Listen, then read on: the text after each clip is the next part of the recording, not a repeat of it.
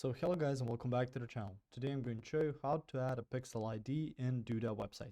So the first thing you want to do is open up your Duda website editor right here, or website builder.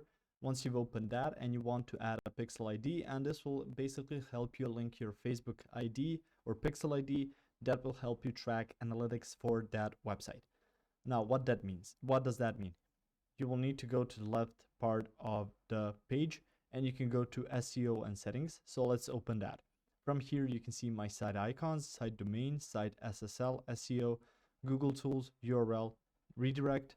You can see head HTML, site backup, site languages, manage from responses. You can see site export, progressive web app.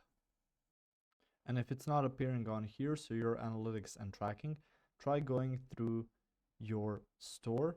So if you go to sell online, you can see store management, store pages, Google store widgets, and so on.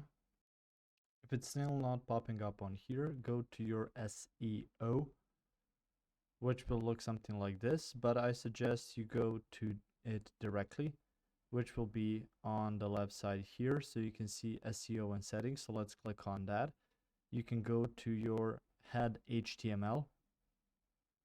On here, it's just going to take a second to load. You can see your body and HTML, and on there, just figure it out, or rather find your Facebook pixel.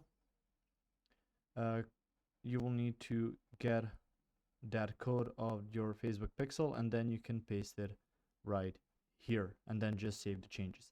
If you found this information helpful or useful, you can like the video. You can also share the video.